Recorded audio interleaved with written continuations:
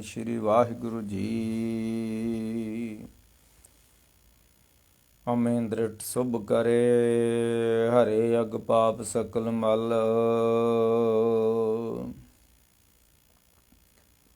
ਕਾਮ ਕ੍ਰੋਧ ਅਰ ਲੋਭ ਮੋਹ, ਬਸ ਕਰੇ ਸਭੇ ਬਲ। ਸਦਾ ਸੁਖ ਮਨ ਵਸੈ, ਦੁਖ ਸੰਸਾਰੇ ਖੋਵੈ।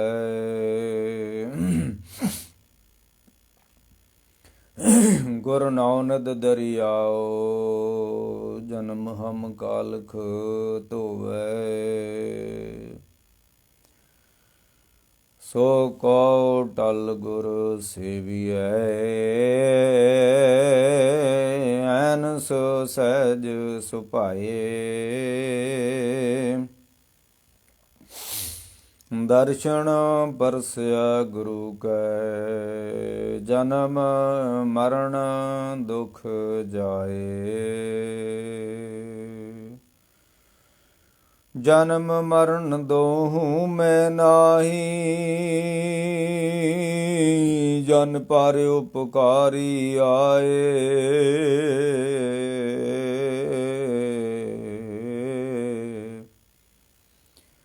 ਜੀ ਦਾਨ ਦੇ ਭਗਤੀ ਲਾਇਣ, ਹਰ ਸਿਉ ਲੈਣ ਮਲਾਏ।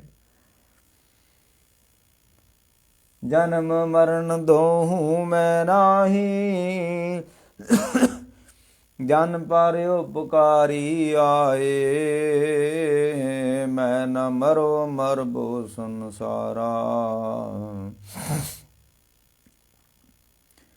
ਅਬ ਮੋਇ ਮਿਲਿਓ ਹੈ ਜਿਆਵਨ ਹਾਰਾ। ਵਾਹਿਗੁਰੂ ਜੀ ਕਾ ਖਾਲਸਾ, ਵਾਹਿਗੁਰੂ ਜੀ ਕੀ ਫਤਿਹ। ਗੁਰੂ ਪਿਆਰੀ, ਗੁਰੂ ਸਵਾਰੀ ਸਾਧ ਸੰਗਤ ਜੀ, ਧੰਨ ਗੁਰੂ ਤੇਗ ਬਹਾਦਰ ਸੱਚੇ ਪਾਤਸ਼ਾਹ ਜਿਨ੍ਹਾਂ ਦੇ ਪ੍ਰਥਾਏ ਆਪਾਂ ਕੁਝ ਦਿਨ ਪਹਿਲਾਂ ਵਿਚਾਰ ਗੋਸ਼ਟ ਕੀਤੀ ਸੀ ਕਿ ਕਿਸ ਤਰ੍ਹਾਂ ਸੱਚੇ ਪਾਤਸ਼ਾਹ ਬੇਖੌਫ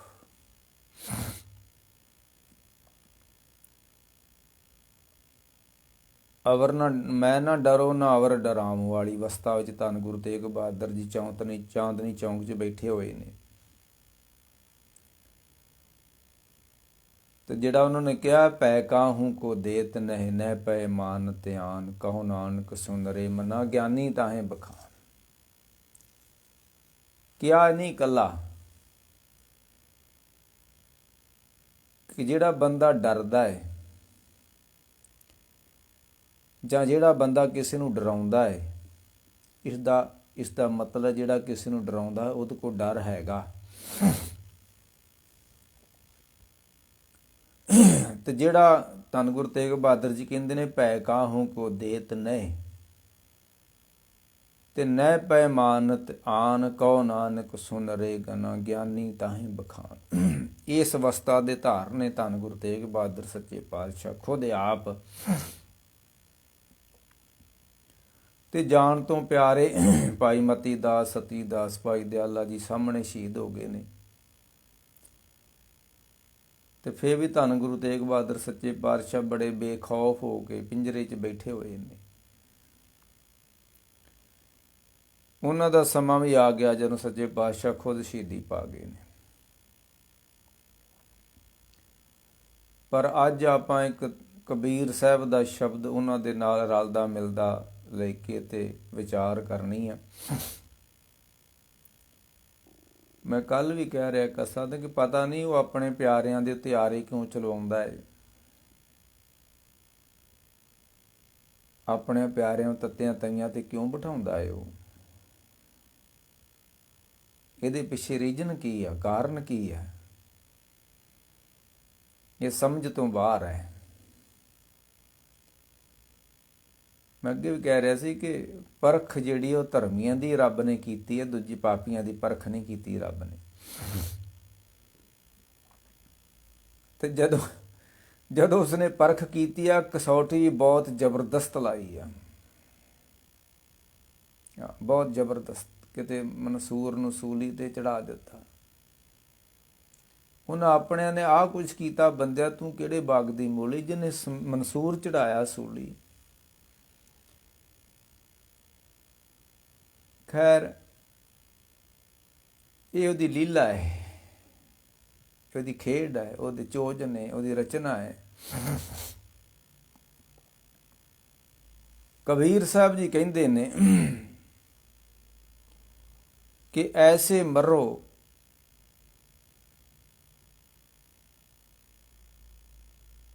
ਐਸੇ ਮਰੋ ਜੇ ਬੌਰ ਨਾ ਮਰਨਾ। ਕਬੀਰ ਸਾਹਿਬ ਕਹਿੰਦੇ ਤੂੰ ਬੜੀ ਵਾਰੀ ਜੰਮਿਆ, ਬੜੀ ਵਾਰੀ ਮਰ ਗਿਆ, ਤੂੰ ਗਾਂ ਫੇਰ ਮੌਤ ਤੇਰੇ ਵਾਸਤੇ ਬਣੀ ਹੋਈ ਹੈ, ਤਿਆਰ ਵਾ, ਫੇਰ ਤੂੰ ਮਰ ਜਾਣਾ ਹੈ। ਬਾਰੇ ਬੂਢੇ ਤਰਨੇ ਪਈਆ ਸਭ ਹੂੰ ਜਮ ਲੈ ਜਈ ਹੈ ਰੇ। ਬਾਰੇ ਬੱਚੇ, ਬੂਢੇ ਤਰਨੇ, ਬਾਰੇ ਬੂਢੇ ਤਰਨੇ ਭਈਆ ਸਭ ਕੋ ਜਮ ਲੈ ਜਈ ਹੈ ਰੇ। ਉਹ ਬੱਚੇ ਵੀ ਲੈ ਜਾਂਦਾ ਹੈ,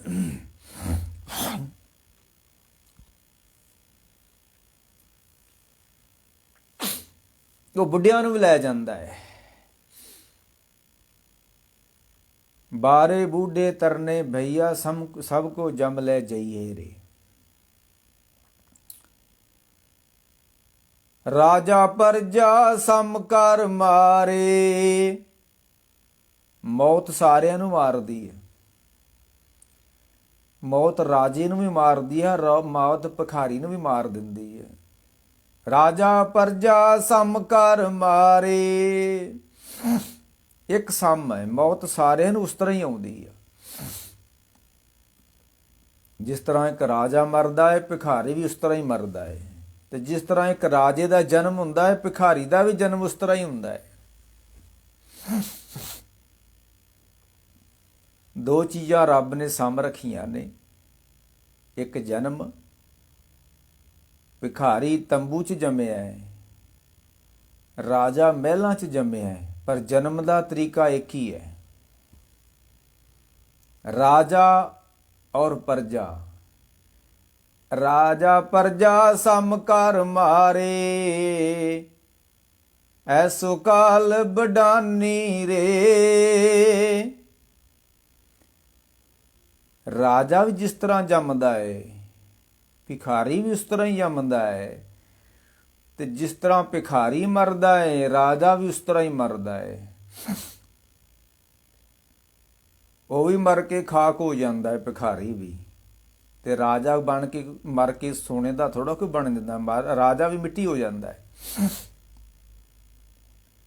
ਇਹ ਸਮ ਚੀਜ਼ਾਂ ਨੇ। ਰਾਜਾ ਪਰਜਾ ਸਮ ਕਰ ਮਾਰੇ। ਤੇ ਬਾਰੇ ਬੂਢੇ ਤਰਨੇ ਪਈਆ। ਭਾਵੇਂ ਕੋ ਬੁੱਢਾ ਹੈ, ਭਾਵੇਂ ਕੋ ਬੱਚਾ ਹੈ, ਭਾਵੇਂ ਕੋ ਜਵਾਨ ਹੈ, ਮੌਤ ਇਹ ਨਹੀਂ ਵੇਖਦੀ ਕਿ ਬੱਚਾ ਹੈ, ਕਿ ਮੌਤ ਇਹ ਨਹੀਂ ਵੇਖਦੀ ਹੈ ਜਵਾਨ ਹੈ। ਤੇ ਬੁੱਢੇ ਨੂੰ ਤਾਂ ਵੇਖਣਾ ਹੀ ਨਹੀਂ ਮੌਤ ਨੇ। ਬੁੱਢਾ ਤੇ ਅੱਧੋਂ ਵੱਧ ਪਹਿਲਾਂ ਹੀ ਮਰਿਆ ਹੁੰਦਾ ਹੈ, ਉਹਨੂੰ ਕੀ ਵੇਖਣਾ ਮੌਤ ਨੇ।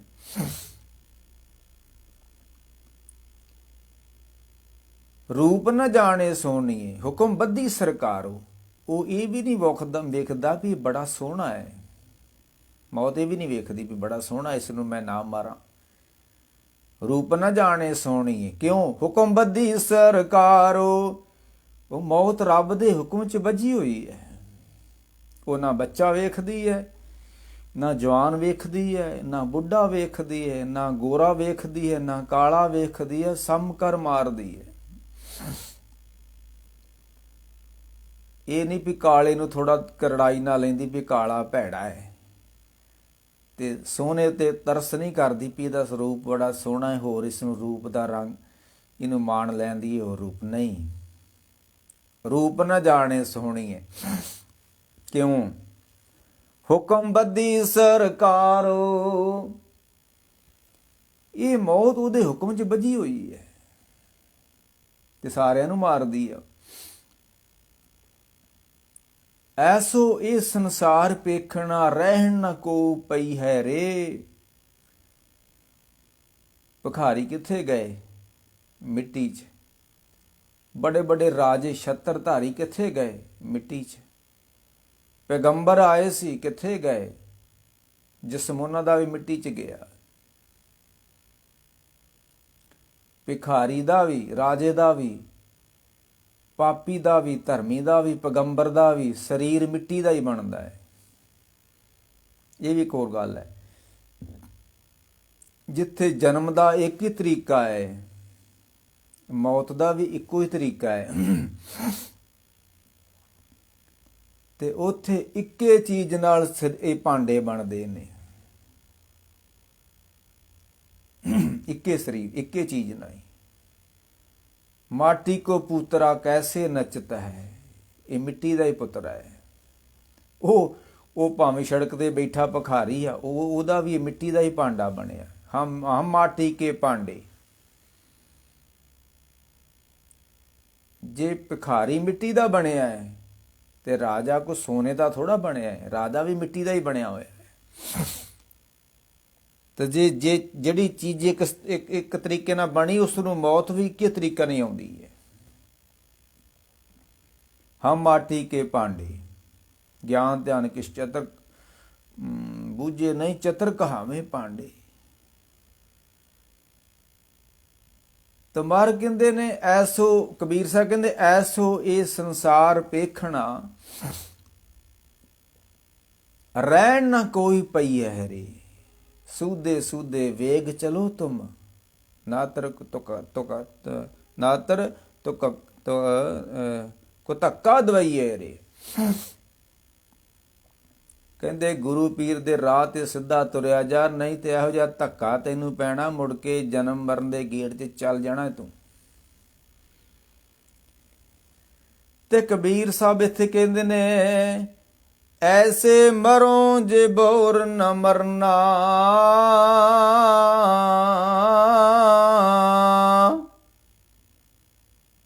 कबीर साहब कहंदे तू इहो जी एक मौत मर जा। ये जिहड़ी साडी हुण मौत आउणी है ना शरीर दी, इस मौत तो 12 फिर जन्म वा,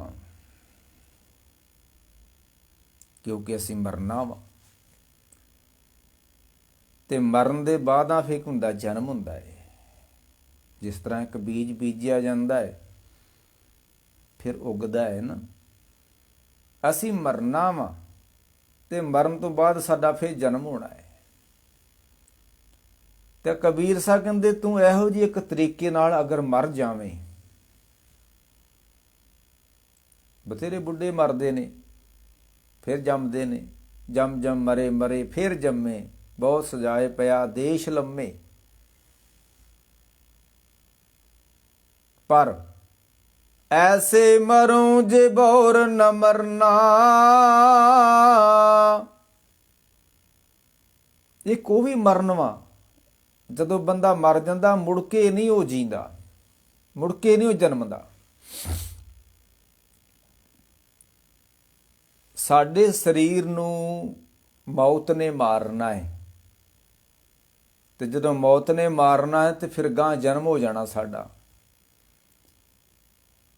पर जदों सानूं शब्द ने मार देना, साडी हौमे नूं, हंकार नूं, ममता नूं, मोह नूं, मैं नूं, जदों शब्द ने मार देना, शब्द मूए फिर जीवो सद ही, तां फिर मरण ना होई। मर कहंदे जदों तैनूं शब्द ने मार दिता ना, मुड़ के तेरा मरण भी नहीं होना, मुड़ के तैनूं जीवन भी नहीं मिलना। फिर बौर हम काहे आवेंगे, मुड़ के नहीं असीं आउणा धरती उत्ते। क्यों नहीं आउणा? क्यों साडा मरण नहीं होना। ਜਿਹੜੇ मरनगे ਉਹ ਆਉਣਗੇ, ਜਿਹੜੇ मरनगे नहीं ਆਉਣਗੇ किथों। बौर हम काहे आवेंगे, आवन जाना हुक्म तसे का, हुक्मे बुझ समावेंगे। असीं ਉਹਦੇ ਵਿੱਚ ਲੀਨ ਹੋ ਚੁੱਕੇ ਹਾਂ।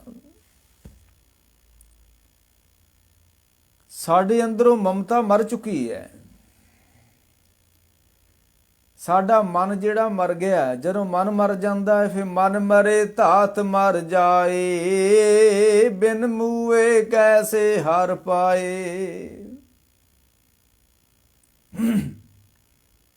ਤੇ ਕਬੀਰ ਸਾਹਿਬ ਕਹਿੰਦੇ ਐਸੇ ਮਰੋ ਜੇ ਬੌਰ ਨਾ ਮਰਨਾ।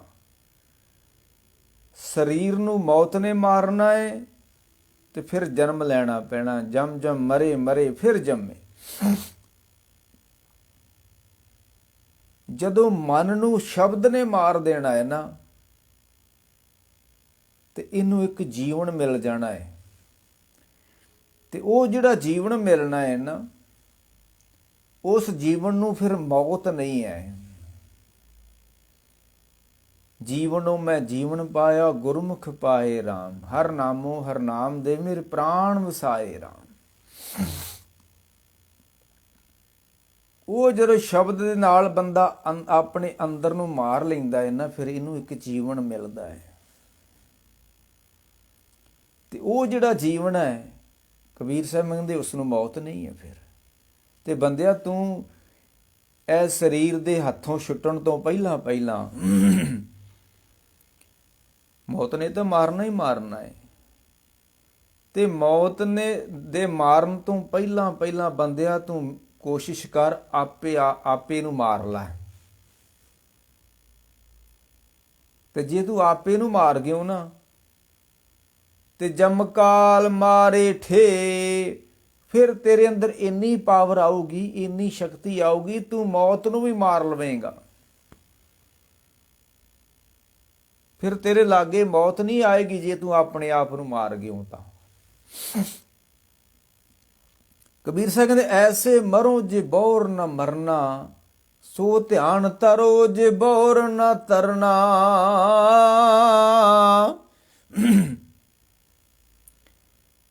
ਕਬੀਰ ਸਾਹਿਬ ਕਹਿੰਦੇ ਆਪਣੇ ਧਿਆਨ ਨੂੰ ਵੇਖ ਕਦੀ। ਵੇਖ ਤੇਰਾ ਧਿਆਨ ਦਿਹਾੜੀ ਵਿੱਚ ਕਿੰਨਿਆਂ ਦੇ ਧਿਆਨ ਧਰਦਾ ਹੈ। ਕਦੀ ਕਿਸੇ ਦਾ ਧਿਆਨ, ਕਦੀ ਰਾਜੇ ਦਾ ਧਿਆਨ, ਕਦੀ ਪਰਜਾ ਦਾ ਧਿਆਨ, ਕਦੀ ਮਾਇਆ ਦਾ ਧਿਆਨ, ਕਦੀ ਕਿਸੇ ਦਾ ਧਿਆਨ, ਕਦੀ ਕਿਸੇ ਦਾ ਧਿਆਨ। ਸਾਡਾ ਧਿਆਨ ਜ਼ਿੰਦਗੀ ਦਿਹਾੜੀ ਦੇ ਬੜੀ ਵਾਰੀ ਧਿਆਨ ਧਰਦਾ ਹੈ। ਜਿੱਦਾਂ ਨਹੀਂ ਉਹ ਭਾਈ ਗੁਰਦਾਸ ਜੀ ਹੋਣਾ, ਬਾਬਾ ਦੇਖੇ ਧਿਆਨ ਧਰ। ਸਾਡਾ ਧਿਆਨ ਤੇ ਬੜੇ ਧਿਆਨ ਧਰਦਾ ਰੋਜ਼ ਦੇ। ਯਾਰ ਕਿ ਕਿਹੜੀ ਪਾਰਟੀ 'ਚ ਜਾਈਏ, ਕਿਹੜੀ ਪਾਰਟੀ ਜੁਆਇਨ ਕਰੀਏ, ਤੇ ਕਿਹਨੂੰ ਵੋਟ ਪਾਈਏ, ਸਾਰੇ ਧਿਆਨ ਹੀ ਹੈ ਸਾਡੇ। ਤੇ ਜਦੋਂ ਗੁਰੂ ਨਾਨਕ ਸਾਹਿਬ ਬਹਿੰਦੇ ਨੇ, ਉਹ ਧਿਆਨ ਕਿਸ ਦਾ ਧਰਦੇ ਨੇ? ਉਹਦੇ ਧਿਆਨ ਵਿੱਚ ਕੀ ਗੱਲ ਆਉਂਦੀ ਹੈ? ਬਾਬਾ ਦੇਖੇ ਧਿਆਨ ਧਰ। ਗੁਰੂ ਨਾਨਕ ਸਾਹਿਬ ਜੀ ਨੂੰ ਧਿਆਨ ਧਰਿਆ ਤੇ ਕੀ ਧਿਆਨ ਦੇ ਵਿੱਚ ਆਇਆ? ਜਲਤੀ ਸਭ ਪ੍ਰਿਥਵੀ ਦਸਿਆਈ।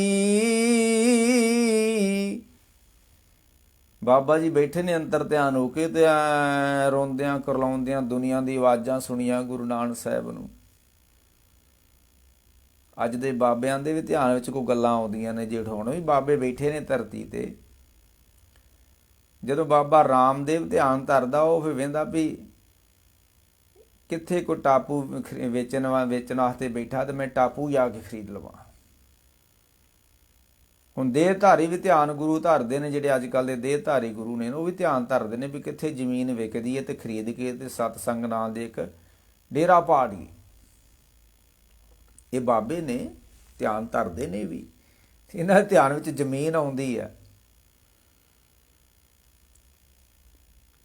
ਕਬਜ਼ੇ ਕਰਦੇ ਨੇ ਮੁੜ ਕੇ ਫਿਰ। ਪਰ ਕਬੀਰ ਸਿੰਘ ਸੋ ਧਿਆਨ ਧਰੋ ਜੇ ਬੌਰ ਨ ਧਰਨਾ, ਐਸੇ ਮਰੋ ਜੇ ਬੌਰ ਨ ਮਰਨਾ। ਕਬੀਰ ਸਾਹਿਬ ਕਹਿੰਦੇ ਤੇਰਾ ਧਿਆਨ ਜਿਹੜਾ ਨਾ ਬਾਰ-ਬਾਰ ਜਗ੍ਹਾ ਬਦਲਦਾ ਹੈ। ਤੇ ਇਹੋ ਜਿਹੇ ਰੱਬ ਵਿੱਚ ਧਿਆਨ ਨੂੰ ਜੋੜ ਲਾ, ਇਹ ਬਾਰ-ਬਾਰ ਧਿਆਨ ਆਪਣੀ ਜਗ੍ਹਾ ਨਾ ਬਦਲੇ। ਆਹ ਗੱਲ ਹੈ। ਤੇ ਅਗਲਾ ਬਚਨ ਸੀ ਕਿ ਉਲਟੀ ਗੰਗਾ ਜਮਨ ਮਿਲਾਵੋ। ਕਹਿਣ ਲੱਗੇ ਜਿਹੜੀ ਗੰਗਾ ਵਾ ਨਾ, ਇਹਨੂੰ ਜਮਨਾ 'ਚ ਲੈ ਜਾ। ਉਲਟੀ ਗੰਗਾ, ਗੰਗਾ ਉਲਟੀ ਕਿਵੇਂ ਚਲਾ ਸਕਦੇ? ਜਾਨੀ ਕਿ ਜਿਹੜੀ ਹੈ ਨਾ, ਮਾਰੇ ਕਹਿੰਦੇ ਉਲਟੀ ਨਾਮ ਤਰਾਵੇ। ਦਰਿਆ ਦੇ ਉੱਤੇ, ਸਮੁੰਦਰ ਦੇ ਉੱਤੇ ਬੇੜੀ ਉਲਟੀ ਪੈ ਜੇ ਨਾ ਤੇ ਲੋਕੀ ਡੁੱਬ ਜਾਂਦੇ ਨੇ ਤੇ ਮਰ ਜਾਂਦੇ ਨੇ। ਤੁਸੀਂ ਖਬਰਾਂ ਸੁਣਦੇ ਹੀ ਹੋ, ਇੱਕ ਨਾਮ ਡੁੱਬ ਗਈ, ਇੱਕ ਬੇੜੀ ਡੁੱਬ ਗਈ, ਉਹਦੇ 'ਚ ਇੰਨੇ ਸਵਾਰ ਸਨ, ਉਹ ਮਰ ਗਏ, ਬੇੜੀ ਉਲਟ ਗਈ। ਪਰ ਮਹਾਰਾਜ ਕਹਿੰਦੇ ਜਦੋਂ ਇਹ ਤੇਰੀ ਸੁਰਤ ਰੂਪੀ ਬੇੜੀ ਜਿਹੜੀ ਆ ਨਾ, ਸੁਰਤ ਸਾਡੀ ਇੱਕ ਬੇੜੀ ਆ, ਹਮ ਬੇੜੀ ਪਾਪ ਭਰੀ ਹੈ। ਬਾਹਰ ਬੇੜੀ ਭਰ ਜੇ ਤੇ ਬਹੁਤੀ ਓਵਰਲੋਡ ਹੋ ਜੇ ਤੇ ਬੇੜੀ ਡੁੱਬ ਜਾਂਦੀ ਆ। ਤੇ ਸੁਰਤ ਦੇ ਵਿੱਚ ਬਹੁਤਾ ਮੋਹ ਮਮਤਾ ਲੋਭ ਕਾਮ ਕ੍ਰੋਧ ਭਰ ਜੇ ਤੇ ਇਹ ਵੀ ਡੁੱਬ ਜਾਂਦੀ ਸੁਰਤ ਸਾਡੀ। ਰੇਜਨ ਉਥਾਰੇ ਦੱਬਿਓ, ਦੱਬੀ ਗਈ ਆ, ਡੁੱਬ ਗਈ ਆ। ਕੀ ਡੁੱਬ ਗਈ ਆ? ਸੁਰਤ ਡੁੱਬ ਗਈ ਆ। ਰੇ ਨਰ ਨਾਵ ਚੌੜ ਕਤ ਬੋੜੀ, ਬੰਦਿਆ ਤੂੰ ਉੱਥੇ ਡੁੱਬਿਆ ਹੋਇਆ ਜਿੱਥੇ ਪਾਣੀ ਦੀ ਬੂੰਦ ਹੀ ਕੋਈ ਨਹੀਂ ਹੈ। ਰੇ ਨਰ ਨਾਵ ਚੌੜ ਕਤ ਬੋੜੀ, ਐ ਮਾਰੂਥਲ ਵਿੱਚ ਤੇਰੀ ਬੇੜੀ ਡੁੱਬੀ ਹੋਈ ਹੈ। ਹਮ ਡੋਲਤ ਬੇੜੀ ਪਾਪ ਭਰੀ ਹੈ। ਜਦੋਂ ਇਹ ਭਰ ਜਾਂਦੀ ਹੈ ਨਾ ਸੁਰਤ ਪਾਪਾਂ ਦੇ ਨਾਲ, ਫਿਰ ਡੋਲਦੀ ਹੈ, ਡੁੱਬਦੀ ਹੈ। ਮਹਾਰਾਜ ਕਹਿੰਦੇ ਇੱਕ ਹੋਰ ਗੱਲ ਵੀ ਹੈਗੀ ਆ, ਉਲਟੀ ਨਾਮ ਤਰਾਵੇ। ਮੈਂ ਕਹਿ ਰਿਹਾ ਸੀ ਜਦੋਂ ਬਾਹਰ ਬੇੜੀਆਂ ਉਲਟ ਹੋ ਜਾਂਦੀਆਂ ਨੇ ਤੇ ਵਿੱਚ ਬੈਠੇ ਅਸਵਾਰ ਡੁੱਬ ਜਾਂਦੇ ਨੇ, ਮਰ ਜਾਂਦੇ ਨੇ। ਪਰ ਇਹ ਸੁਰਤ ਰੂਪੀ ਬੇੜੀ ਜਦੋਂ ਉਲਟ ਜਾਂਦੀ ਹੈ ਨਾ, ਤੇ ਉਦੋਂ ਇਹ ਤਰਨ ਲੱਗ ਪੈਂਦੀ ਆ। ਕਿਉਂ? ਇਹਦੇ ਵਿੱਚ ਲੋਭ ਡੁੱਬ ਗਿਆ, ਬੇੜੀ ਉਲਟ ਗਈ, ਸੁਰਤ ਸਾਡੀ ਪੁੱਠੀ ਹੋ ਗਈ। ਤੇ ਜਦੋਂ ਸੁਰਤ ਪੁੱਠੀ ਹੋਈ ਤੇ ਇਹਦੇ ਵਿੱਚ ਲੋਭ ਪਿਆ ਸੀ ਬੇੜੀ ਵਿੱਚ। ਬੜੀ ਕਮਾਲ ਦੀ ਵਿਚਾਰ ਗੁਰੂ ਨਾਨਕ ਸਾਹਿਬ ਨੇ ਪ੍ਰਭਾਤੀ ਰਾਗ 'ਚ ਦਿੱਤੀ ਹੈ। ਬੇੜੀ ਉਲਟ ਗਈ, ਉਲਟੀ ਰੇ ਮਨ ਉਲਟੀ ਰੇ, ਸਾਖਤ ਸਿਉ ਕਰ ਉਲਟੀ ਰੇ। ਉਲਟ ਜਾ, ਮੁੜਿਆ, ਸਾਖਤ ਵੱਲੋਂ ਮੁੜਿਆ, ਬੇੜੀ ਨੂੰ ਪੁੱਠੀ ਕਰਦੇ ਆਪਣੀ ਨੂੰ। ਤੇ ਜਦੋਂ ਮਹਾਰਾਜ ਕਹਿੰਦੇ ਤੂੰ ਇਹ ਸੁਰਤ ਰੂਪੀ ਬੇੜੀ ਪੁੱਠੀ ਕਰੇਗਾ ਨਾ, ਇਹਦੇ 'ਚ ਲੋਭ ਬੈਠਾ ਵਾ, ਲੋਭ ਭਰਿਆ ਵਾ, ਮੋਹ ਵਾ, ਹੰਕਾਰ ਵਾ, ਵਾਸ਼ਨਾ ਮਨ, ਈਰਖਾ ਹੈ, ਸਾੜਾ, ਬੜਾ ਹੀ ਕੁਛ ਭਰਿਆ ਪਿਆ ਇਸ ਬੇੜੇ ਵਿੱਚ। ਤੇ ਜੈਸੇ ਪਲਟੀ ਤੇ ਨਾਮ ਤਰਾਵੇ,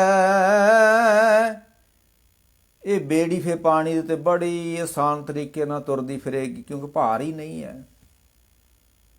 ਜਦੋਂ ਸੁਰਤ ਦੇ ਵਿੱਚ ਭਾਰ ਹੀ ਕੋਈ ਨਹੀਂ ਆ ਤੇ ਐ ਅੰਮ੍ਰਿਤ ਵੇਲੇ ਉੱਠ ਕੇ ਰੱਬ ਦੇ ਚਰਨਾਂ ਨਾਲ ਜੁੜੀ ਹੁੰਦੀ ਆ। ਤੇ ਜਿੱਦਣ ਭਾਰ ਪੈ ਗਿਆ ਸੁਰਤ ਦੇ ਉੱਤੇ, ਇਹ ਫਿਰ ਚੱਲਣੀ ਨਹੀਂ ਹੈ। ਓਵਰਲੋਡ ਨਹੀਂ ਚੱਲਦੀਆਂ ਗੱਡੀਆਂ, ਡੁੱਬ ਜਾਂਦੀਆਂ ਨੇ, ਟੁੱਟ ਜਾਂਦੀਆਂ ਨੇ। ਤੇ ਕਬੀਰ ਸਾਹਿਬ ਕਹਿੰਦੇ ਐਸੇ ਮਰੂੰ ਜੇ ਬੋਰ ਨ ਮਰਨਾ, ਸੋ ਧਿਆਨ ਪਦ ਰਵੋ ਜੇ ਬੋਰ ਨ ਰਮਣਾ। ਤੇ ਉਲਟੀ ਗੰਗਾ ਜਮਨ ਮਿਲਾਵੋ, ਇਹ ਗੰਗਾ ਨੂੰ ਉਲਟੀ ਚਲਾ।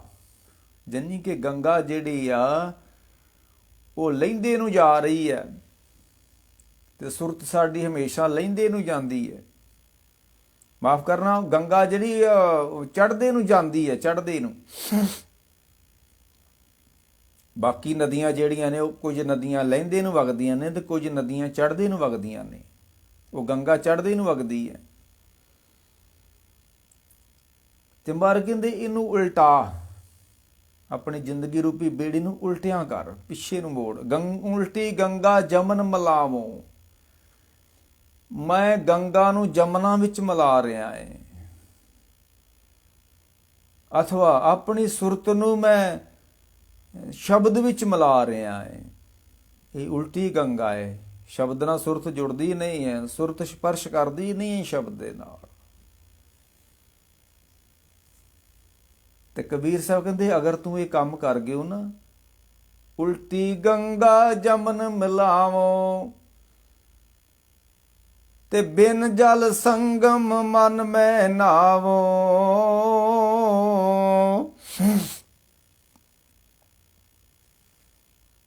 ਕਬੀਰ ਸਾਹਿਬ ਕਹਿੰਦੇ ਫਿਰ ਤੂੰ ਉੱਥੇ ਇਸ਼ਨਾਨ ਕਰੇਗਾ, ਉਸ ਤੀਰਥ ਉੱਤੇ ਇਸ਼ਨਾਨ ਕਰੇਗਾ ਜਿੱਥੇ ਪਾਣੀ ਹੈ ਨਹੀਂ ਹੈ। ਬਿਨ ਜਲ ਸੰਗਮ ਮਨ ਮੇ ਨਾਵ। ਬਾਹਰ ਤੀਰਥ ਤੇ ਪਾਣੀ ਹੋਵੇ ਤੇ ਤਾਂ ਬੰਦਾ ਜਾ ਕੇ ਇਸ਼ਨਾਨ ਕਰਦਾ ਹੈ। ਪਾਣੀ ਤੋਂ ਬਿਨਾਂ ਇਸ਼ਨਾਨ ਕਿਵੇਂ ਕੀਤਾ ਜਾ ਸਕਦਾ ਹੈ?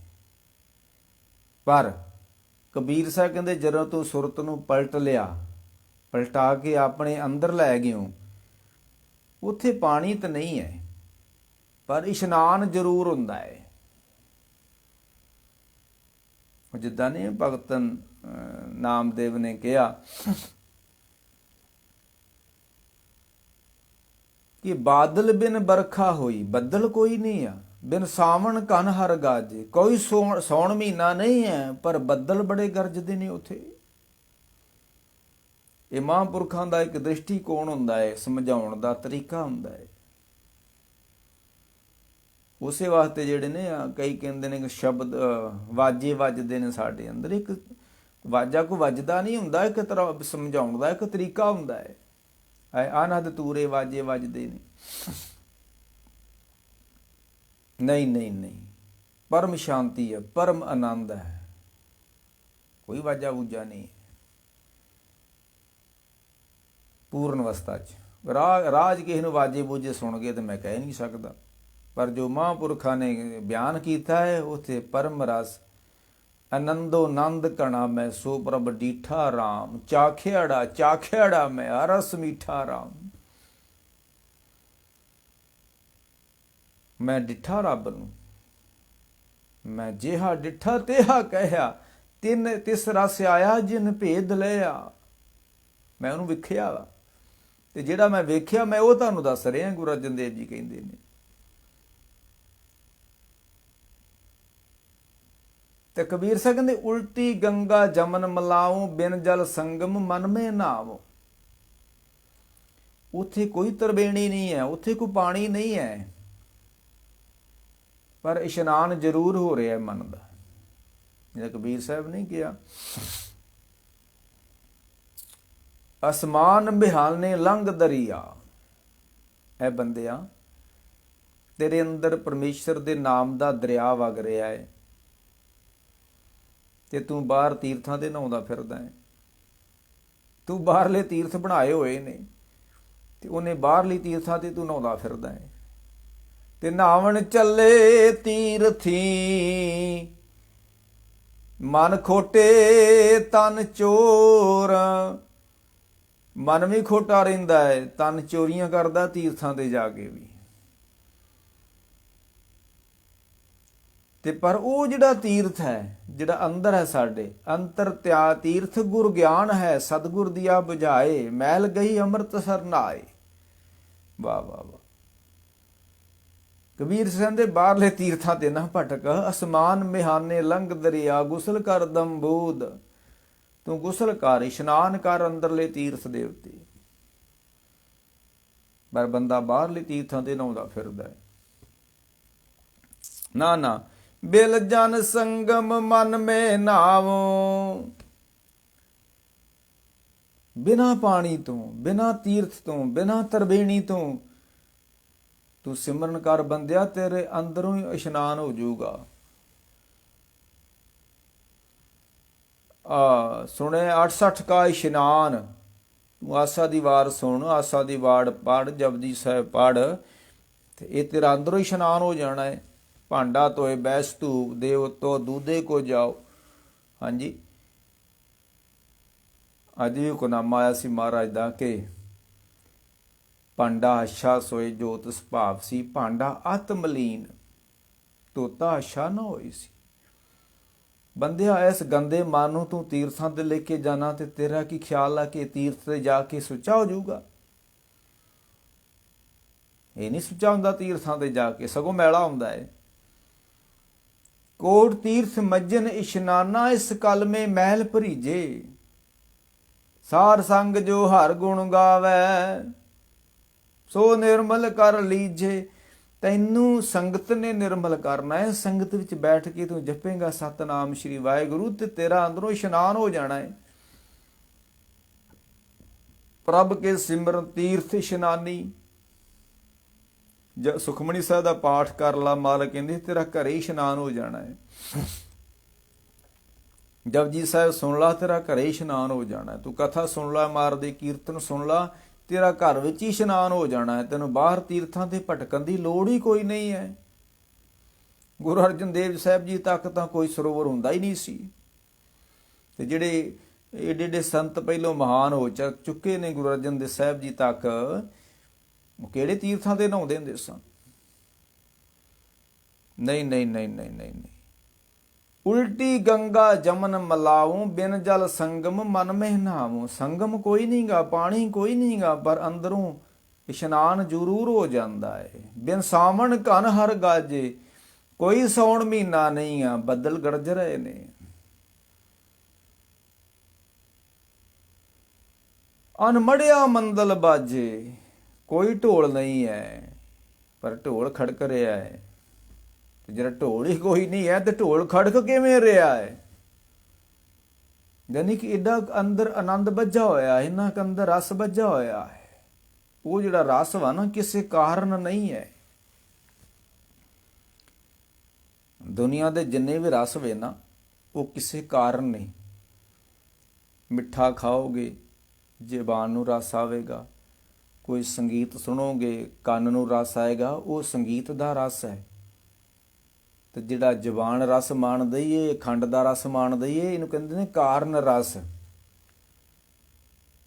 ਰੂਪ ਰਸ, ਰੂਪ ਦਾ ਰਸ ਹੈ। ਰੂਪ ਫਿੱਕਾ ਪੈ ਗਿਆ ਤੇ ਰਸ ਫਿੱਕਾ ਪੈ ਗਿਆ ਸਰੀਰ ਵਿੱਚੋਂ।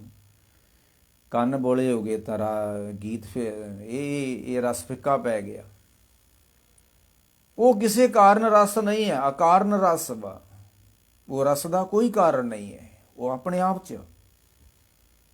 ਤੇ ਜਿੱਦਣ ਪ੍ਰਗਟ ਹੋ ਗਿਆ ਉਹ ਅਕਾਰਨ ਰਸ। ਤੇ ਅਨਮੜਿਆ ਮੰਦਲ ਬਾਜੇ, ਬਿਨ ਸਾਵਣ ਕਨ ਹਰ ਗਾਜੇ। ਬਾਦਲ ਬਿਨ ਬਰਖਾ ਹੋਈ, ਜੋ ਤਤ ਵਿਚਾਰੇ ਕੋਈ। ਬਿਨਾਂ ਬੱਦਲ ਤੋਂ ਵਰਖਾ ਹੋਣ ਦਈ ਹੈ। ਜਿਹਨੂੰ ਕਹਿੰਦੇ ਝਿਮ ਝਿਮ ਵਰਸੇ ਅੰਮ੍ਰਿਤ ਧਾਰਾ।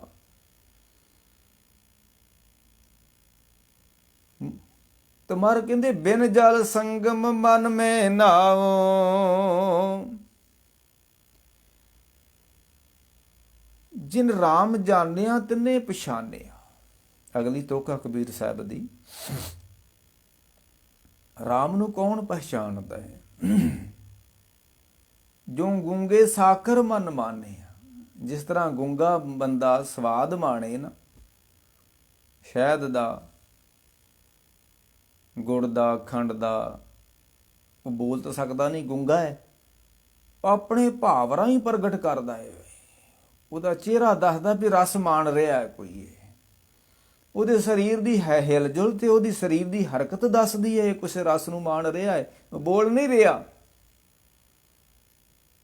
ਤੇ ਕਬੀਰ ਸਾਹਿਬ ਕਹਿੰਦੇ ਜਿਹੜਾ ਉਹ ਰਸ ਵਾ ਨਾ, ਜਿਨ ਰਾਮ ਜਾਣਿਆ ਤਿੰਨੇ ਪਛਾਨਿਆ, ਜੋ ਗੂੰਗੇ ਸਾਕਰ ਮਨ ਮਾਨਿਆ। ਤੁਸੀਂ ਮੈਨੂੰ ਪੁੱਛੋ ਕੀ ਹੈ? ਕਬੀਰ ਸਾਹਿਬ ਕਹਿੰਦੇ ਮੈਂ ਕੀ ਦੱਸਾਂ ਤੁਹਾਨੂੰ। ਗੂੰਗੇ ਕੀ ਮਠਿਆਈ, ਹਰ ਗੁਣ ਕਹਤੇ ਕਹਿ ਨਾ ਜਾਈ, ਜੈਸੇ ਗੂੰਗੇ ਕੀ ਮਠਿਆਈ। ਉਹ ਰੱਬ ਦਾ ਰਸ, ਉਹ ਨਾਮ ਦਾ ਰੰਗ, ਉਹ ਅੰਦਰ ਦਾ ਰਸ ਜਿਹੜਾ ਅਕਾਰਨ ਰਸ ਵਾ। ਜਿਹੜੇ ਕਾਰਨ ਰਸ ਨੇ ਉਹ ਤਾਂ ਖਤਮ ਹੋ ਜਾਂਦੇ ਨੇ। ਰੱਬ ਦਾ ਰਸ ਜਿਹੜਾ ਅਕਾਰਨ ਰਸ ਆ, ਉਹ 24 ਘੰਟੇ ਚੱਲਦਾ ਹੈ। ਉਹ ਝਿਮ ਝਿਮ ਵਰਸੇ ਅੰਮ੍ਰਿਤ ਧਾਰਾ ਹੈ। ਜਿੱਦਾਂ ਨਹੀਂ ਕੁਮਾਰ ਦੀ ਤੋਕ ਆਉਂਦੀ ਹੈ ਕਿ ਮਹਿਲ ਬੁਲਾਇਆ ਪ੍ਰਭ ਅੰਮ੍ਰਿਤ ਪਹੁੰਚਾ। ਰੱਬ ਤੱਕ ਉਹੀ ਪਹੁੰਚਦਾ ਜਿਹੜਾ ਅੰਦਰ ਦੇ ਰਸ ਨੂੰ, ਅੰਦਰ ਦੇ ਨਾਮ ਨੂੰ ਪੀਂਦਾ ਹੈ। ਕਬੀਰ ਸਾਹਿਬ ਕਹਿੰਦੇ ਜਿਨ ਰਾਮ ਜਾਣਿਆ ਤਿਨੇ ਪਛਾਨਿਆ, ਜੋ ਗੂੰਗੇ ਸਾਖਰ ਮਨ ਮਾਨਿਆ। ਬਸ ਜਿਸ ਤਰ੍ਹਾਂ ਗੂੰਗਾ ਨਹੀਂ ਨਾ ਸਵਾਦ ਆ ਸਕਦਾ, ਜੈਸੇ ਗੂੰਗੇ ਕੀ ਮਠਿਆਈ ਹੈ ਨਾ, ਇਹ ਵੀ ਉਹੀ ਰਸ ਵਾ। ਕੋਈ ਦੱਸਿਆ ਨਹੀਂ ਜਾ ਸਕਦਾ, ਇਹ ਮਾਣਿਆ ਹੀ ਜਾ ਸਕਦਾ। ਤੇ ਅੱਗੇ ਕਬੀਰ ਸਾਹਿਬ ਕਹਿੰਦੇ ਸੋ ਗੁਰ ਕਰੋ ਜੇ ਬੌਰ ਨਾ ਕਰਨਾ।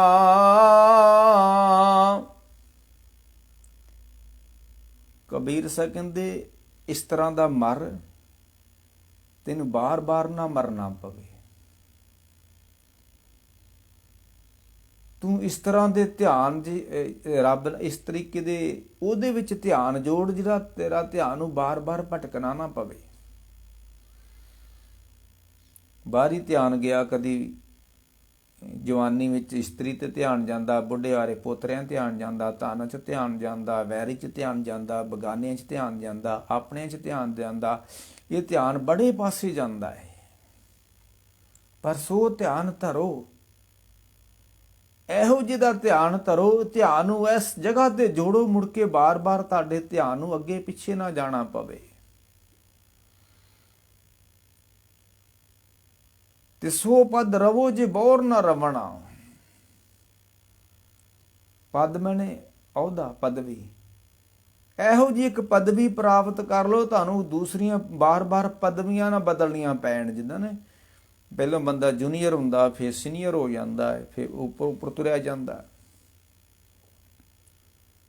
ਛੋਟਾ ਅਹੁਦਾ ਹੁੰਦਾ, ਫਿਰ ਵੱਡਾ ਅਹੁਦਾ ਹੁੰਦਾ, ਫਿਰ ਵੱਡਾ ਅਹੁਦਾ ਹੋ ਜਾਂਦਾ। ਬਾਰ-ਬਾਰ ਅਹੁਦੇ ਬਦਲਦੇ ਨੇ, ਪਦਵੀਆਂ ਬਦਲਦੀਆਂ ਨੇ। ਤੇ ਕਬੀਰ ਸਾਹਿਬ ਕਹਿੰਦੇ ਇਹੋ ਜਿਹੀ ਇੱਕ ਪਦਵੀ ਆ, ਅਬ ਮਹਿ ਜੀਵਨ ਪਦਵੀ ਪਾਈ, ਅਬ ਮੈਂ ਖੂਬ ਵਤਨ ਗਏ ਪਾਈ, ਉਹਾਂ ਖੈਰ ਸਦਾ ਮੇਰੇ ਪਾਈ। ਇਹੋ ਜਿਹਾ ਵਤਨ, ਇਹੋ ਜਿਹੀ ਪਦਵੀ ਭਗਤ ਰਵਿਦਾਸ ਜੀ ਕਹਿੰਦੇ ਨੇ ਮੈਨੂੰ ਮਿਲ ਗਈ ਹੈ। ਇਸ ਦੇ ਬਰਾਬਰ ਤੇ ਕੋਈ ਪਦਵੀ ਨਹੀਂ, ਇਸ ਤੋਂ ਉੱਪਰ ਵੀ ਪਦਵੀ ਕੋਈ ਨਹੀਂ, ਬਸ ਇੱਕੋ ਹੀ ਪਦਵੀ ਆ। बेगमपुरा शहर को नाम, दुख दो नहीं ते ठाओ, ना तस्वीस खराज न माल, खौफ न खता न तरस जवाल, अब मोए खूब वतन गह पाई, वहाँ खैर में सदा मेरे पाई। ते कबीर साहब कहते सो पद रवो जे बौर ना रवना। ਇਹੋ ਜਿਹੀ ਪਦਵੀ ਪ੍ਰਾਪਤ ਕਰ ਲਾ ਬੰਦਿਆ ਤੈਨੂੰ, ਕਿ ਬਾਰ-ਬਾਰ ਤੈਨੂੰ ਪਦਵੀਆਂ ਨਾ ਬਦਲਣੀਆਂ ਪੈਣ। ਇਹੋ ਜਿਹਾ ਮਰ ਜਾ, ਬਾਰ-ਬਾਰ ਤੈਨੂੰ ਮਰਨਾ ਨਾ ਪਵੇ। ਇਹੋ ਜਿਹੀਆਂ ਪਦਵੀ ਲੈ ਲਾ, ਬਾਰ-ਬਾਰ ਤੈਨੂੰ ਪਦਵੀਆਂ ਨਾ ਬਦਲਣੀਆਂ ਪੈਣ। ਅਖੀਰ ਤੇ ਉਹ ਵੀ ਸਮਾਂ ਆਉਂਦਾ ਜਦੋਂ ਬੰਦਾ ਜੂਨੀਅਰ ਤੋਂ ਸੀਨੀਅਰ ਉੱਚੇ ਅਹੁਦੇ ਤੇ ਜਾਂਦਾ, ਤੇ ਸਮਾਂ ਆਉਂਦਾ 50-58 ਸਾਲ ਬਾਅਦ ਸਾਰੀਆਂ ਪਦਵੀਆਂ ਮੁੱਕ ਜਾਂਦੀਆਂ, ਬੰਦੇ ਨੂੰ ਵਿਹਲੀਆਂ ਕਰ ਦਿੰਦੀਆਂ, ਸਰਕਾਰ ਵਿਹਲੀਆਂ ਕਰਕੇ ਘਰ ਨੂੰ ਭੇਜ ਦਿੰਦੀ। ਤੇ ਖਿਆਲ ਕਰੀ ਸੋ ਗੁਰ ਕਰੋ ਜੇ ਬੌਰ ਨਾ ਕਰਨਾ। ਬਾਰ-ਬਾਰ ਕਬੀਰ ਸਾਹਿਬ ਸਾਨੂੰ ਸਮਝਾ ਰਹੇ ਨੇ, ਇਸ ਤਰ੍ਹਾਂ ਦਾ ਮਰ ਜਾ, ਬੌਰ ਨਾ ਵਰਨਾ ਪਵੇ। ਇਸ ਤਰ੍ਹਾਂ ਦਾ ਧਿਆਨ ਧਰ ਲਾ, ਬੌਰ ਧਿਆਨ ਨਾ ਧਰਨਾ ਪਵੇ। ਤੇ ਗੁਰੂ ਇਹੋ ਜਿਹਾ ਕਰ ਲਾ, ਤੈਨੂੰ ਗੁਰੂ ਨਾ ਬਦਲਣਾ ਪਵੇ। ਬੰਦੇ ਦੀ ਜਿਹੜੇ ਜੇ ਦੇਹਧਾਰੀ ਗੁਰੂ ਨੂੰ ਮੰਨਦੇ ਨੇ, 2 ਗੁਰੂ 3 ਗੁਰੂ ਬਦਲ ਜਾਂਦੇ ਨੇ ਉਹਨਾਂ ਦੀ ਜ਼ਿੰਦਗੀ ਵਿੱਚ। ਉਹ ਕਹਿਣਗੇ ਅਸੀਂ ਵੱਡੇ ਬਾਬਿਆਂ ਕੋ ਨਾਮ, ਵੱਡੇ ਗੁਰੂ ਮਹਾਂਪੁਰਖਾਂ ਕੋ ਨਾਮ ਲਿਆ ਸੀ, ਅਸੀਂ ਵੱਡੇ ਮਹਾਰਾਜ ਕੋ ਨਾਮ ਲਿਆ ਸੀ, ਤੇ ਹੁਣ ਜਿਹੜਾ ਬੈਠਾ ਛੋਟਾ ਮਹਾਰਾਜ ਆ। ਤੇ 3 ਗੁਰੂ ਤਾਂ ਤੁਸੀਂ ਜ਼ਿੰਦਗੀ 'ਚ ਬਦਲ ਲਏ ਨੇ। ਜਿਹੜਾ ਤੁਹਾਡੇ ਸਾਹਮਣੇ 3 ਸਰੀਰ ਗੁਰੂ ਦੇ ਖਤਮ ਹੋ ਗਏ ਨੇ, ਤੇ ਹੁਣ ਤਾਂ ਤੁਸੀਂ ਉਹਦੇ ਕੋਲ ਕੀ ਲਓਗੇ। ਕਬੀਰ ਸਾਹਿਬ ਕਹਿੰਦੇ ਸੋ ਗੁਰ ਕਰੋ ਜੇ ਬੌਰ ਨਾ ਕਰਨਾ।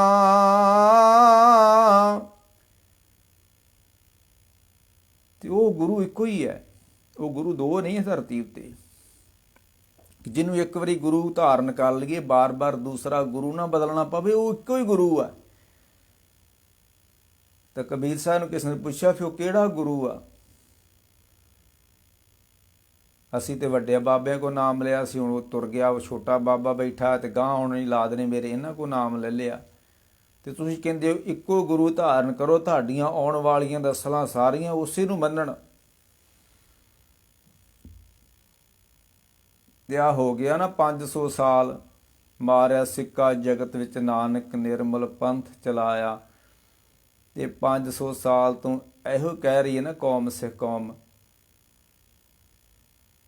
ਕਿ ਸ਼ਬਦ ਗੁਰੂ ਸੁਰਤ ਤੁਨ ਚੇਲਾ। ਗੁਰੂ ਨਾਨਕ ਸਾਹਿਬ ਨੇ ਸ਼ਬਦ ਦਾ ਪ੍ਰਚਾਰ ਕੀਤਾ, ਗੁਰੂ ਅੰਗਦ ਸਾਹਿਬ ਨੇ ਸ਼ਬਦ ਦਾ ਪ੍ਰਚਾਰ ਕੀਤਾ, ਤੇ 10ਵੇਂ ਪਾਤਸ਼ਾਹ ਨੇ ਤੇ ਸ਼ਬਦ ਉੱਤੇ ਮੋਹਰ ਹੀ ਲਾ ਦਿੱਤੀ ਹੈ। ਇਸ ਤੋਂ ਬਾਅਦ ਹੁਣ ਕੋਈ ਨਹੀਂ ਹੈ ਤੁਹਾਡਾ, ਬਸ। ਤਾਂ ਕਬੀਰ ਸਾਹਿਬ ਨੂੰ ਪੁੱਛਿਆ ਕਿਸੇ ਨੇ, ਕਿ ਕਿਹੜਾ ਗੁਰੂ ਆ ਜਿਹਨੂੰ ਇੱਕ ਵਾਰੀ ਧਾਰਨ ਕਰ ਲਈਏ ਮੁੜ ਕੇ ਬਾਰ-ਬਾਰ ਸਾਡੀਆਂ ਆਉਣ ਵਾਲੀਆਂ ਨਸਲਾਂ ਗੁਰੂ ਦਾ ਨਾਂ ਨਾ ਬਦਲਣ, ਗੁਰੂ ਦਾ ਸਰੀਰ ਨਾ ਬਦਲੇ। ਪਹਿਲੋਂ ਜੈਮਲ ਸੋਹ ਸੀ, ਮੁੜ ਕੇ ਉੱਥੇ ਕੋਈ ਹੋਰ ਆ ਗਿਆ, ਪਰ ਜੀ ਚਰਨ ਸੋਹ ਆ ਗਿਆ, ਹੁਣ ਉਹ ਗੋਬਿੰਦੋ ਢਿੱਲੋਂ ਆ ਗਏ, ਨਾਂ ਬਦਲਦੇ ਰਹਿਣੇ ਨੇ।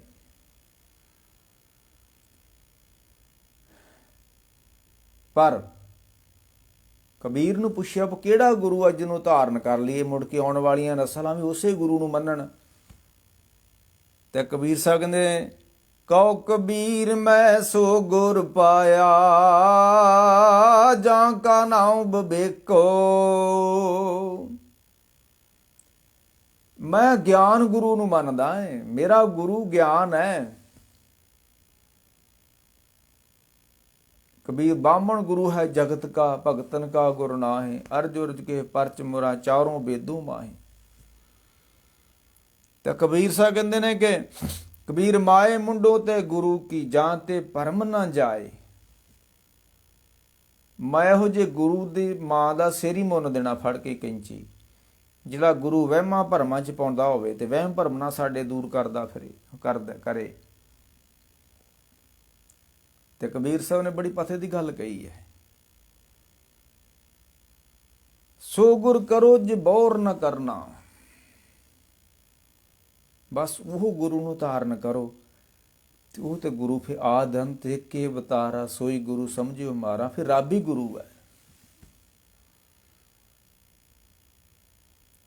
ਤਤ ਨਿਰੰਜਨ ਜੋਤ ਸਬਾਹੀ, ਸੋਹੰਗ ਭੇਤ ਨਾ ਕੋਈ ਜਿਉ। ਅਪਰੰਪਰ ਪਾਰ ਬ੍ਰਹਮ ਪਰਮੇਸ਼ਰ, ਨਾਨਕ ਗੁਰ ਮਿਲਿਆ ਸੋਈ ਜਿਉ। ਅਪਰੰਪਰ ਪਰਮੇਸ਼ਰ ਗੁਰੂ ਹੈ। ਸ਼ਬਦ ਨੇ ਉਸ ਗੁਰੂ ਨੂੰ ਸ਼ਬਦ ਵੀ ਇੱਕ ਗੁਰੂ ਹੈ। ਸਰੀਰ ਵੀ ਇੱਕ ਗੁਰੂ ਹੁੰਦਾ ਸੀ ਕਦੀ ਧਰਤੀ ਤੇ ਸਾਡਾ। ਸਰੀਰ ਨੇ ਆਖਿਆ ਵੀ ਸ਼ਬਦ ਗੁਰੂ ਆ, ਸ਼ਬਦ ਨਾਲ ਜੁੜ ਜੋ ਜੇ। ਤੇ ਜਿਹੜਾ ਸ਼ਬਦ ਨਾਲ ਜੁੜ ਗਿਆ ਉਹਨੂੰ ਮਹਿਸੂਸ ਹੋ ਗਿਆ ਵੀ ਸਾਰਿਆਂ ਦਾ ਗੁਰੂ ਇੱਕ, ਉਹ ਪਰਮਾਤਮਾ ਹੈ। ਸਰੀਰ ਗੁਰੂ ਨੇ ਸ਼ਬਦ ਤੱਕ ਭੇਜਿਆ ਤੇ ਸ਼ਬਦ ਨੇ ਪਰਮਾਤਮਾ ਤੱਕ ਭੇਜਤਾ ਹੈ ਨਾ। ਗੁਰ ਗੋਬਿੰਦ ਦੋਨੋਂ ਖੜੋਂ ਕਹਿ ਕੇ ਲਾਗੋਂ ਪਾਏ, ਬਲਿਹਾਰੀ ਗੁਰ ਆਪਣੇ ਨਿਗਰੋ ਗੋਬਿੰਦ ਦੀਆ ਮਲਾਏ। ਗੁਰ ਪਕਰਾਏ ਹਰ ਕੇ ਪੈਰਾ। ਗੁਰੂ ਨੇ ਸ਼ਬਦ ਤੱਕ ਭੇਜਣਾ, ਸ਼ਬਦ ਨੇ ਪਰਮਾਤਮਾ ਤੱਕ ਭੇਜਣਾ। ਪਹਿਲੋਂ ਸਰੀਰ ਗੁਰੂ ਸੀ ਜਿਹਦੇ ਕੋ ਦੀਖਿਆ ਲਈ, ਫਿਰ ਸ਼ਬਦ ਗੁਰੂ ਹੋ ਗਿਆ। ਜਦੋਂ ਉਹਦਾ ਜਪ ਕੀਤਾ, ਉਹਦੇ 'ਚ ਧਿਆਨ ਜੁੜਿਆ ਜਦੋਂ ਸ਼ਬਦ ਵਿੱਚ, ਉਦੋਂ ਫਿਰ ਪਰਮਾਤਮਾ ਗੁਰੂ ਹੋ ਗਿਆ। ਗੱਲ ਤਾਂ ਹੀ ਨਹੀਂ ਕੀ, ਇਹ ਤੁਰਦੀ ਜਾਣੀ। ਤੇ ਲੋਕੀ ਸਰੀਰ ਤੇ ਰੁਕੇ ਹੋਏ ਨੇ ਵੀ ਸਰੀਰ ਗੁਰੂ ਨੂੰ ਧਾਰਨ ਕਰ ਲਿਆ, ਬਸ ਉਹੀ ਗੁਰੂ ਆ। ਨਹੀਂ ਨਹੀਂ, ਉਹ ਤੇ ਡਾਕੀਆ, ਪੋਸਟਮੈਨ ਹੈ। ਪੋਸਟ ਦਾ ਖਿਆਲ ਕਰੋ ਜੀ। ਡਾਕੀਏ ਬਦਲਦੇ ਰਹਿੰਦੇ ਨੇ। ਡਾਕੀਆਂ ਦੀਆਂ ਡਿਊਟੀਆਂ ਵੀ ਅੱਗੇ ਪਿੱਛੇ ਹੋ ਜਾਂਦੀਆਂ ਨੇ। ਗੱਲ ਤਾਂ ਚਿੱਠੀ ਦੀ ਹੈ। ਕਬੀਰ ਸਾਹਿਬ ਕਹਿੰਦੇ, ਸੋ ਗੁਰ ਕਰੋ ਜੇ ਭੌਰ ਨਾ ਕਰਨਾ। ਇਹੋ ਜਿਹੇ ਗੁਰੂ ਨੂੰ ਮੰਨੋ, ਬਾਰ-ਬਾਰ ਤੁਹਾਡੀਆਂ ਆਉਣ ਵਾਲੀਆਂ ਨਸਲਾਂ ਨੂੰ ਗੁਰੂ ਨਾ ਬਦਲਣਾ ਪਵੇ।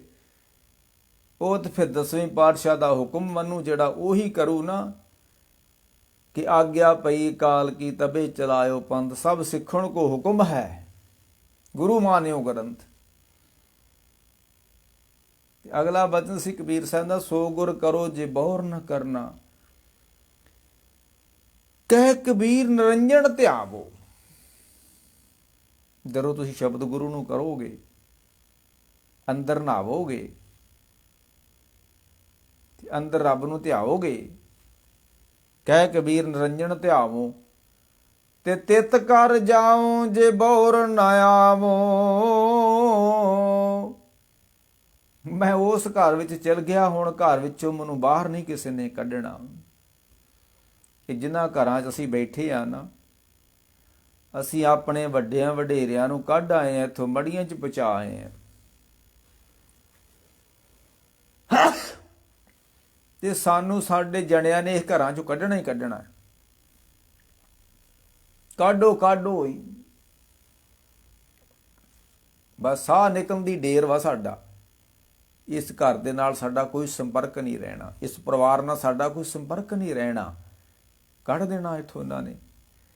ਤੇ ਕਬੀਰ ਕਹੇ ਕਹੋ ਕਬੀਰ ਨਿਰੰਜਨ ਧਿਆਵੋ, ਤਿਤ ਕਰ ਜਾਵੋ ਜੇ ਬੌਰ ਨ ਆਵੋ। ਗੱਲ ਇਥੋਂ ਆਰੰਭ ਕੀਤੀ ਸੀ।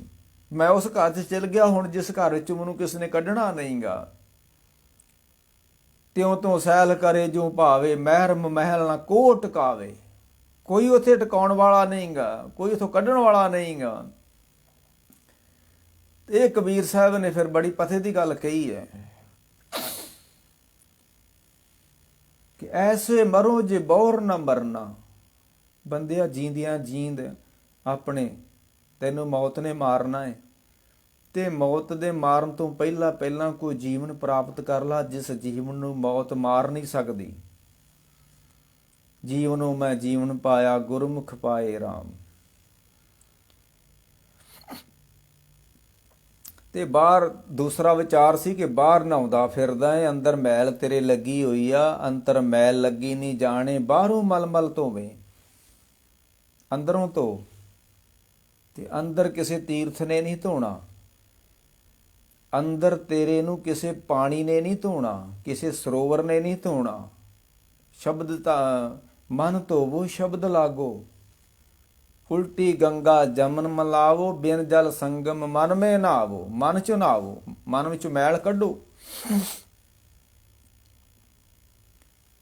ਤੇ ਦੂਸਰੀ ਗੱਲ ਸੀ ਕਿ ਸੋ ਗੁਰ ਕਰੋ ਜੇ ਬੌਰ ਨਾ ਕਰਨਾ। ਇਹੋ ਜਿਹਾ ਗੁਰੂ ਕਰੋ ਬਾਰ ਬਾਰ ਨਾ ਕਰਨਾ ਪਵੇ। ਸੋ ਧਿਆਨ ਧਰੋ ਜੇ ਬੌਰ ਨਾ ਧਰਨਾ। ਰੱਬ ਦੇ ਧਿਆਨ ਵਿੱਚ ਆਪਣੇ ਧਿਆਨ ਨੂੰ ਜੋੜ ਲਓ। ਤੇ ਗੁਰੂ ਵੀ ਉਹੋ ਜਿਹਾ ਕਰੋ ਬਾਰ ਬਾਰ ਨਾ ਕਰਨਾ। ਤੇ ਕਹਿ ਕਬੀਰ ਨਿਰੰਜਨ ਧਿਆਵੋ, ਚਿੱਤ ਕਰ ਜਾਉ ਜੇ ਬੌਰ ਨਾ ਆਵੋ। ਜੀਂਦਿਆਂ ਜੀਂਦ ਇਹੋ ਜਿਹਾ ਇੱਕ ਘਰ ਪ੍ਰਾਪਤ ਕਰ ਲਓ कि बार बार इन्ना ऐसे कार हम बहुत बसाए, जब हम राम गर्भ होए आए। मैं बड़े घरां च वसदा आया वां, कदी आलनियां च रहिंदा रहा ते कदी सप ठूए बन के खुड्डां च रहिंदा रहा वां, ते कदी इन्हां महल माड़ियां च बैठा होया वां। बहुत घरां च रहा होया मैं। ऐसे कार हम बहुत बसाए, जब हम राम गर्भ होए आए। ਹੁਣ ਅਸੀਂ ਰਾਮ ਦੇ ਗਰਭ 'ਚ ਚਲ ਗਏ ਹਾਂ, ਰੱਬ ਦੇ ਘਰ 'ਚ ਚਲ ਗਏ ਹਾਂ। ਹੁਣ ਨਹੀਂ ਬਾਰ-ਬਾਰ ਆਉਣਾ। ਬੌਰ ਹਮ ਕਾਹੇ ਆਵੇਂਗੇ, ਮੈਂ ਮੁੜ ਕੇ ਨਹੀਂ ਆਉਣਾ। ਕਿਉਂ ਨਹੀਂ ਆਉਣਾ ਤੁਸੀਂ? ਮੈਂ ਨਾ ਮਰੂੰ, ਮੈਂ ਮਰਨਾ ਹੀ ਨਹੀਂ ਹੈ। ਜਦੋਂ ਮੈਂ ਮਰਨਾ ਹੀ ਨਹੀਂ ਤੇ ਆਉਣਾ ਕਿਥੋਂ ਆ ਫਿਰ? मैं ना मरो मरबो संसारा, क्यों अब मोए मिलियो है जीवालन हारा। मैनू जीवन मिल गया है, वो जीवन मिल गया। मेरे गुरु ने मैनू वो जीवन दिता है, वो पदवी दिती है जिस जीवन नू मौत नहीं है। ਜਿਹੜਾ ਮਾਂ ਬਾਪ ਨੇ ਜੀਵਨ ਦਿੱਤਾ ਹੈ, ਸਰੀਰ ਦਿੱਤਾ ਹੈ, ਇਸ ਸਰੀਰ ਨੂੰ ਮੌਤ ਹੈ। ਕਿਉਂਕਿ ਮੌਤ ਮਾਂ ਪਿਓ ਨੂੰ ਵੀ ਮੌਤ ਹੈ। ਜੇ ਮਾਂ ਪਿਓ ਕੋਲ ਨੂੰ ਮੌਤ ਹੈ ਤੇ ਜਿਹੜਾ ਮੈਂ ਮਾਂ ਪਿਓ ਤੋਂ ਜੰਮਿਆ ਮੈਨੂੰ ਮੌਤ ਨਹੀਂ ਹੈ। ਤੇ ਸਤਿਗੁਰ ਮੇਰਾ ਸਦਾ ਸਦਾ ना आवे ना जाए, ओ बनासी पुरख है, सब में रहा समाए। मां प्यो नू मिले, जिहड़ा मां प्यो को जीवन मिलता है उस नू मौत है, क्योंकि मां प्यो नू मौत है। ते जिहड़ा जीवन गुरु को मिलता उस नू मौत नहीं है, क्योंकि वो गुरु नू मौत नहीं है।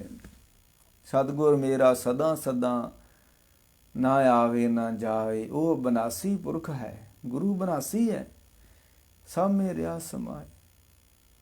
इस करके ਇਹੋ ਜਿਹਾ ਜੀਵਨ ਪ੍ਰਾਪਤ ਕਰ ਲਓ ਕਿ ਜਿਸ ਜੀਵਨ ਨੂੰ ਮੌਤ ਮਾਰ ਨਾ ਸਕੇ। ਇਹੋ ਜਿਹੇ ਘਰ ਵਿੱਚ ਵਾਸਾ ਕਰ ਲਓ ਜਿੱਥੋਂ ਕੋਈ ਕੱਢ ਨਾ ਸਕੇ। ਤੇ ਇਹੋ ਜਿਹਾ ਗੁਰੂ ਧਾਰਨ ਕਰ ਲਓ, ਮੁੜ ਕੇ ਕਿਸੇ ਗੁਰੂ ਦੀ ਲੋੜ ਹੀ ਨਾ ਪਵੇ। ਤੇ ਇਹੋ ਜਿਹੇ ਤੀਰਥ ਤੇ ਨਹਾ ਲਓ, ਮੁੜ ਕੇ ਨਹਾਉਣ ਦੀ ਲੋੜ ਹੀ ਨਾ ਪਵੇ। ਮਹਾਰਾਜ ਕਿਰਪਾ ਕਰਨ। ਧੰਨ ਗੁਰੂ ਤੇਗ ਬਹਾਦਰ ਸੱਚੇ ਪਾਤਸ਼ਾਹ। ਗੁਰੂ ਤੇਗ ਬਹਾਦਰ ਬੋਲਿਆ, ਤਰ ਪਿਆ ਧਰਮ ਨਾ ਛੋੜੀਏ। ਮਨ ਕਿਰਪਾ ਕਰਨ। ਗੁਰੂ ਪੀਰਾਂ ਮਹਾਂਪੁਰਖਾਂ ਪੈਗੰਬਰਾਂ ਨੂੰ ਕੋਈ ਮਾਰ ਨਹੀਂ ਸਕਦਾ। ਇਹ ਤੇ ਠੀਕਰ ਫੋਰ ਦਲੀਸ ਸਿਰ ਪ੍ਰਭਪੁਰ ਕੀਆ ਪਿਆਨ। ਗੁਰੂ ਤੇਗ ਬਹਾਦਰ ਜੀ ਕਹਿਣ ਲੱਗੇ, ਜੇ ਆਨੰਦਪੁਰ ਰਹਿੰਦੇ ਨਾ ਤੇ ਤਾਂ ਵੀ ਠੀਕਰਾ ਭੱਜ ਜਾਣਾ ਸੀ। ਤੇ ਠੀਕਰ ਫੋਰ ਦਲੀਸ ਸਿਰ, ਇਸ ਸਰੀਪੀ ਭਾਂਡੇ ਨੂੰ ਅਸੀਂ ਦਿੱਲੀ ਦੇ ਸਿਰ ਤੇ ਜਾ ਕੇ ਭੰਨ ਦੇਣਾ ਹੈ। ਪ੍ਰਭਪੁਰ ਕੀਆ ਪਿਆਨ, ਅਸੀਂ ਆਪਣੇ ਘਰ ਨੂੰ ਚਲ ਜਾਣਾ, ਠੀਕਰਾ ਇੱਥੇ ਭੱਜ ਜਾਣਾ ਹੈ। ਉਹ ਮਹਾਂਪੁਰਖ ਇਸ ਨੂੰ ਇੱਕ ਠੀਕਰਾ ਹੀ ਮੰਨਦੇ ਨੇ। ਜਿਸ ਤਰ੍ਹਾਂ ਇੱਕ ਘੜਾ ਹੁੰਦਾ ਹੈ ਤੇ ਘੜੇ ਵਿੱਚ ਪਾਣੀ ਹੁੰਦਾ ਹੈ। ਘੜਾ ਪਾਣੀ ਨਹੀਂ ਹੈ, ਪਾਣੀ ਵੱਖ ਵਾ, ਘੜਾ ਵੱਖ ਵਾ, ਸਰੀਰ ਵੱਖ ਵਾ, ਗੁਰੂ ਵੱਖ ਵਾ। ਗੁਰੂ ਸਰੀਰ ਨਹੀਂ ਹੁੰਦਾ, ਮੈਂ ਸਰੀਰ ਨਹੀਂ ਆ, ਮੈਂ ਵੱਖ ਵਾਂ, ਸਰੀਰ ਵੱਖ ਵਾ। ਇਸ ਕਰਕੇ ਇਸ ਭਾਂਡੇ ਨੂੰ ਭੰਨਦਿਆਂ ਹੋਏ ਇਹਨਾਂ ਨੂੰ ਕੋਈ ਮੁਸ਼ਕਲ ਨਹੀਂ ਆਉਂਦੀ। ठीकर फोर दलीसपुर, क्या बसासा इस भांडे का इतना क लागे ठनका। पता नहीं इस भांडे ने कदों भज जाना, ये भी पता कोई नहीं है। तो गुरु तेग बहादुर जी कहते असी जाके भनना है, आनंदपुर तो चल के असी दिल्ली जाके भन के आना भांडा है। क्या बसासा इस भांडे का इतना क लागे ठनका। काचा भांडा। मारे कृपा करन धन गुरु तेग बहादुर जी, ਉਹਨਾਂ ਨੂੰ ਕੋਈ ਮਾਰ ਨਹੀਂ ਸਕਦਾ। ਉਹ ਸਦਾ ਜੀਵਨ ਨੇ, ਉਹਨਾਂ ਤੋਂ ਅੱਜ ਵੀ ਕਈਆਂ ਨੂੰ ਜੀਵਨ ਮਿਲ ਰਹੇ ਨੇ। ਤੇ ਜਿਹੜਾ ਗੁਰੂ ਕੋ ਜੀਵਨ ਮਿਲਦਾ ਹੈ ਉਹਨੂੰ ਕੋਈ ਮਾਰ ਨਹੀਂ ਸਕਦਾ। ਜਿਹੜਾ ਗੁਰੂ ਕੋ ਧਨ ਮਿਲਦਾ ਹੈ ਉਸ ਧਨ ਨੂੰ ਕੋਈ ਚੁਰਾ ਨਹੀਂ ਸਕਦਾ। ਤੇ ਜਿਹੜੀ ਇੱਜ਼ਤ ਗੁਰੂ ਕੋਲ ਮਿਲਦੀ ਆ ਉਸ ਇੱਜ਼ਤ ਨੂੰ ਕੋਈ ਬੇਇੱਜ਼ਤੀ 'ਚ ਨਹੀਂ ਬਦਲ ਸਕਦਾ। ਜਿਹੜਾ ਮਾਣ ਸਨਮਾਨ ਗੁਰੂ ਕੋ ਮਿਲਦਾ ਹੈ ਉਹਦਾ ਫਿਰ ਅਪਮਾਨ ਨਹੀਂ ਕੋਈ ਹੋ ਸਕਦਾ। ਨਾਨਕ ਗਿਆ ਜਾਪੇ ਜਾਏ। ਮਾਰ ਕਿਰਪਾ ਕਰਨ। ਪਤ ਪਰਵਾਣਾ ਪਿਛੇ ਪਾਏ ਤੇ ਨਾਨਕ ਤੋਲਿਆ ਜਾਪੇ। ਗੁਰੂ ਨੇ ਇੱਜ਼ਤ ਦਾ ਮਾਨ ਦਾ ਵੱਟਾ ਪਾਤਾ ਮੇਰੇ ਪੱਲੇ ਵਿੱਚ। ਜਿੰਨਾ ਮਰਜ਼ੀ ਅਪਮਾਨ ਹੁੰਦਾ ਰਵੇ ਕੁਛ ਵੀ ਨਹੀਂ ਹੋਣਾ, ਗੁਰੂ ਦਾ ਵੱਟਾ ਭਾਰਾ ਹੀ ਰਹਿਣਾ ਹੈ। ਨਹੀਂ ਹੁਣ ਕਹਿ ਰਹੇ ਸਾਡੇ ਕਈ ਭਰਾ ਦਿੱਲੀ ਫਤਿਹ ਕਰਕੇ ਆਏ, ਦਿੱਲੀ ਫਤਿਹ ਕਰਕੇ ਆਏ। ਉਹ ਦਿੱਲੀ ਫਤਿਹ ਕਰਨਾ ਬੰਦਿਆਂ ਦਾ ਕੰਮ ਨਹੀਂ ਹੈ। ਇਹ ਤੇ ਜਿੱਥੇ ਗੁਰੂ ਦਾ ਨਾਮ ਚੱਲਣ ਦਿਆ ਸੀ, ਜਿੱਥੇ ਗੁਰੂ ਦੇ ਨਾਮ ਦੀ ਦੇਗ ਵਰਤ ਰਹੀ ਸੀ, ਜਿੱਥੇ ਨਾਮ ਦੇ ਗੁਰੂ ਦਾ ਵਰਤ ਵਰਤਾਰਾ ਹੋ ਰਿਹਾ ਸੀ, ਜਿੱਥੇ ਗਰੀਬ ਗੁਰਬਿਆਂ ਦੀ ਸਾਰ ਲਈ ਜਾ ਰਹੀ ਸੀ, ਤੇ ਉਹ ਫਿਰ ਉਸੇ ਗੁਰੂ ਨੇ ਕਿਰਪਾ ਕਰਕੇ ਫਤਿਹ ਦੇਣੀ ਸੀ। ਕਿਉਂਕਿ ਗੁਰੂ ਦੇ ਨਾਮ ਅੱਗੇ ਕੋਈ ਅਟਕਦਾ ਨਹੀਂ ਹੈ। ਇਹ ਫਤਿਹ ਬੰਦਿਆਂ ਨੇ ਨਹੀਂ ਕੀਤੀ, ਇਹ ਕਿਸਾਨਾਂ ਨੇ ਫਤਿਹ ਨਹੀਂ ਕੀਤੀ ਦਿੱਲੀ। ਇਹ ਗੁਰੂ ਦੇ ਨਾਮ ਦਾ ਵਰਤ ਵਰਤਾਰਾ ਉੱਥੇ ਚੱਲਿਆ, ਲੰਗਰ ਭੰਡਾਰੇ ਚੱਲੇ, ਗਰੀਬ ਗੁਰਬਿਆਂ ਦੀ ਸਾਰ ਲਈ ਗਈ ਉੱਥੇ। ਤੇ ਜਿੱਥੇ ਨੀਚ ਸੰਭਾਲੀਨ ਤਿੱਥੇ ਨਦਰ ਤੇਰੀ ਬਖਸ਼ੀਸ਼। ਉੱਥੇ ਰੱਬ ਦੀ ਰਹਿਮਤ ਹੁੰਦੀ ਹੈ। ਜਿੱਥੇ ਗਰੀਬ ਗੁਰਬਿਆਂ ਦੀ ਕੋਈ ਸਾਰ ਲੈਂਦਾ ਹੈ, ਉੱਥੇ ਗਰੀਬ ਗੁਰਬਿਆਂ ਨੂੰ ਭੋਜਨ ਖਾਣ ਨੂੰ ਮਿਲਿਆ ਸਾਲ ਭਰ। ਉਹਨਾਂ ਦੀਆਂ ਅਸੀਸਾਂ ਨਾਲ ਫਿਰ ਦਿੱਲੀ ਗੁਰੂ ਦੀ ਰਹਿਮਤ, ਉਹਨਾਂ ਦੀਆਂ ਅਸੀਸਾਂ ਦੇ ਗੁਰੂ ਦੀ ਰਹਿਮਤ ਤੇ ਦਿੱਲੀ ਫਤਿਹ ਹੋਈ ਹੈ। ਮਾਰ ਕਿਰਪਾ ਕਰਨ। ਇਹੋ ਜਿਹਾ ਮੂਰਖ ਰਾਜਾ ਨਾ ਮੁੜ ਕੇ ਮੱਥਾ ਲਾਵੇ ਲੋਕਾਂ ਦੇ ਨਾਲ। ਇਹ ਵੀ ਰੱਬ ਖੈਰ ਹੀ ਕਰੇ। ਮੂਰਖ ਧਰਤੀ ਦੇ ਬਥੇਰੇ ਆਉਂਦੇ ਨੇ। ਮੂਰਖ ਕੇ ਕਿਆ ਲੱਖਣ ਹੈ, ਕਿਆ ਮੂਰਖ ਕਾ ਕਰਨਾ। ਮੂਰਖ ਹੋਏ ਸੋ ਸੁਣੇ ਮੂਰਖ ਕਾ ਕਹਿਣਾ ਹੈ। ਮੂਰਖਾਂ ਦੇ ਮਗਰ ਲੱਗਾ ਹੀ ਮੂਰਖ। ਬਾਬੇ ਰਾਮਦੇਵ ਵਰਗੇ ਨੂੰ ਚੁੱਕਣਾ ਦੇਣ ਵਾਲੇ ਇਹ ਬਥੇਰੇ ਸੀ ਇਹਦੇ ਮਗਰ ਲੱਗੇ ਹੋਏ।